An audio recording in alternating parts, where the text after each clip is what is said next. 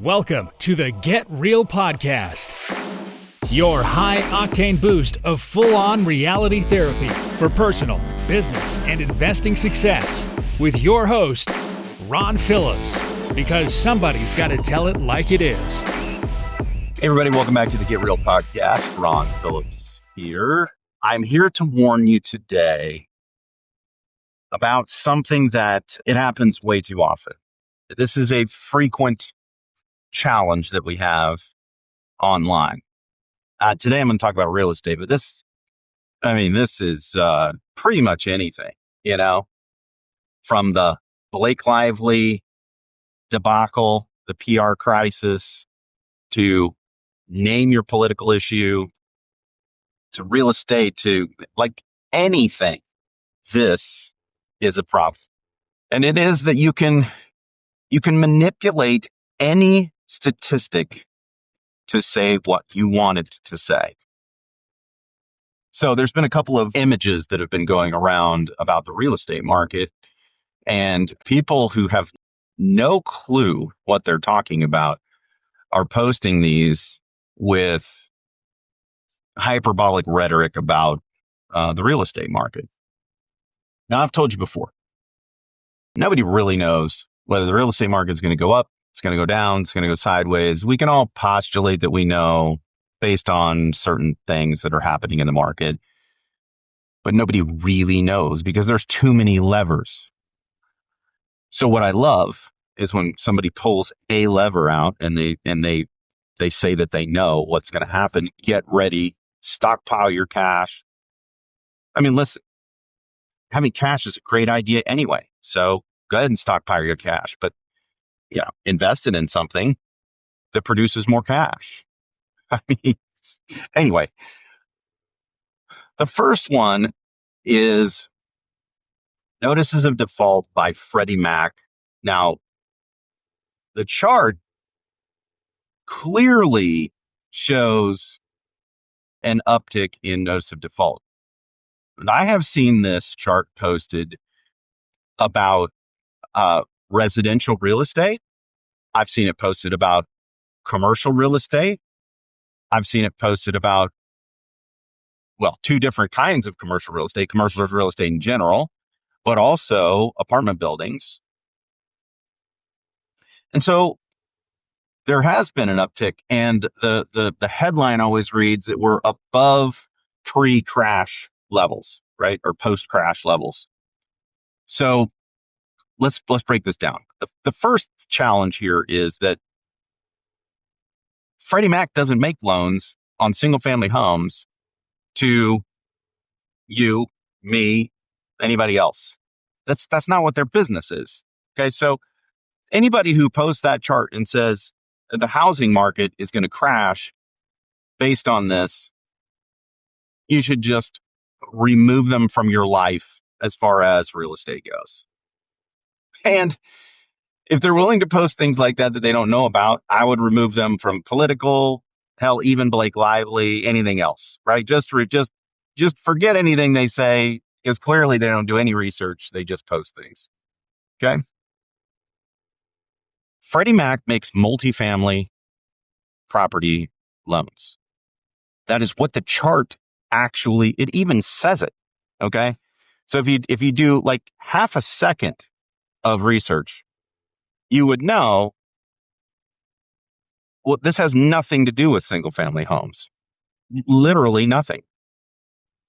I've already talked to you about what's happening in the multifamily market and the commercial market. Now, the other thing is that the majority of the commercial paper, other than multifamily properties, isn't really owned by Freddie Mac. It's owned by local and regional banks. So what does this chart tell us? It tells us exactly what I told you before, that multifamily properties have had their taxes go up dramatically. Their interest rates that they're trying to refinance into have gone up dramatically. Their insurance rates have gone up 2 and 3 times in most instances. Well, taxes and insurance negatively impact your net operating income, and those two are major drivers of expense. So because of those two things alone, let's not take into consideration that multifamily in some markets is wildly overbuilt, and that impacts rents negatively. So what we have is a net operating income that is much lower than it was. And since apartment complexes are valued on net operating income based on the cap rate, well, your property value decreases. And when you go to refinance, when a property values are decreased and you're not cash flowing as much or at all as you were before, it's no wonder that these notice of defaults have gone up. I mean, anybody could have seen that coming. So that shouldn't shock anybody. The charts always, you can also make a chart look a certain way. This chart looks like, it looks like, 10, 15%, 25% of the market is on notice of default. It's not.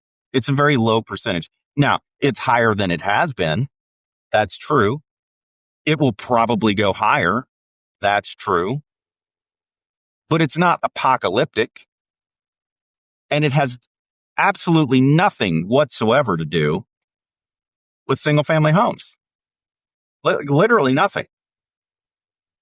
Now, also not in that chart are the commercial properties like office buildings and things like that are most likely much, much higher, but it's harder to track because they're all fragmented in local and regional banks. Now, I've already told you what my opinion is. The banks are relatively well heeled. Freddie Mac is backed by the government. So they get to make the rules as to whether they want to hold this debt, foreclose on it, somehow rewrite it. I mean, there's so many different things that could happen here. And the reality of the situation is that everyone bloviating about it has no idea how it's going to unfold. So we can all sit around and stockpile cash and wait for some, foreclosure run on multifamily properties. That may happen. And that's fine. If that's your strategy, that's cool. I'm not even going to say that's a wrong strategy. It could potentially be a very wise strategy. But posting that and correlating it to the entire real estate market is folly. It's just not true. Now, let's talk about the other one that I've seen going around. And this one is also really, really interesting. Okay, because this is another chart and it talks about defaults in the single family home market. Okay. Now, defaults in the single family home market, they're much higher. For like first time home buyers, they're much, much higher than apartment complexes because the people who are buying apartment complexes, they have assets, they have liquidity. First time home buyers typically do not. Okay. So let's go through this. This chart also does the same thing. It's from Statista or Statista. I'm not sure how you say it. And it very clearly shows that we are higher than we've been in pre-crash. And the headline says something similar to that, right? But if you actually look at the chart, look at the chart that goes all the way back to 2000 and see what the default rates are. Well, the default rates are generally speaking between 8 and 10%. We had 1 year right before COVID where the default rate was really, really low. And that default rate, I think, was in the 6s. For the most part, everything else was between 8 and 11%. And the interesting part of that is that it didn't just like curve up like you would think it would, right? We had all these low interest rates where everything should be low. It shouldn't have ever been really high. Well, the reality is after the crash, we saw a spike because people were losing their properties, right? Still wasn't insane, but we saw a spike. And then it kind of dove down a little bit till we hit COVID. I think everybody would realize that COVID would impact And there was another spike in 2020. And after that little spike, it started to dip back down into normal range.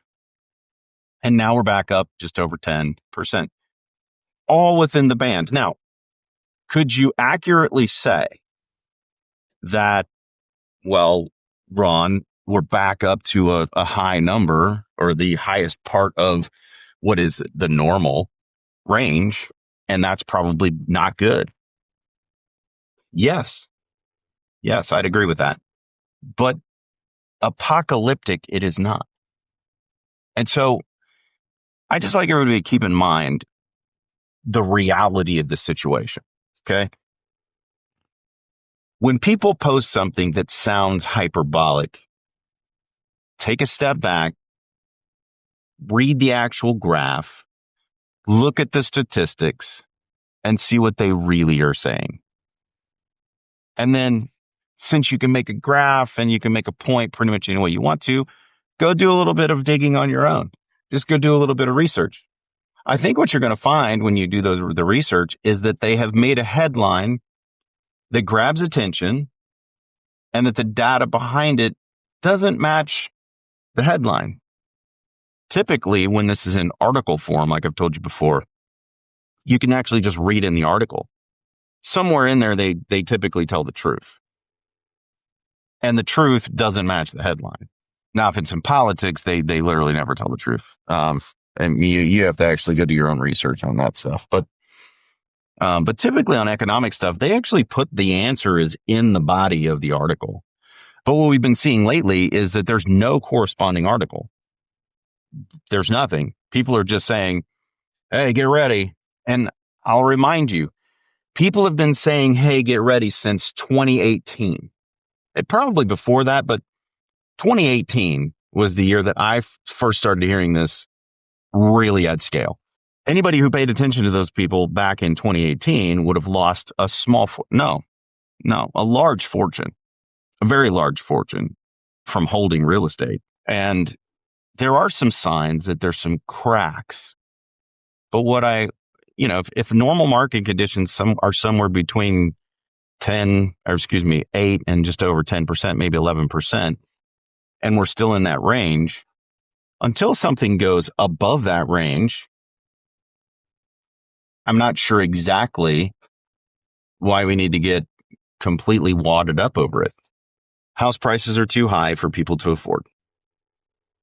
Given the cost of the raw materials to build the homes is too high. Given the human capital to be able to actually build isn't going down, it's only going up. Whether you want to be in favor of it or not, I'm indifferent. When you kick a bunch of people out who do work for a whole lot less money, that's not going to make house prices low. It's not going to lower house prices. It's going to increase house prices. Okay? So, not a political comment, just a fact. When you take, really, really low cost labor out of the country, if that happens, I'm not even sure that's going to happen, but if you do, well, then the price has to go up. That's just how it works. Every single thing, and of course, inflation is not gone like they said it was. It's still here.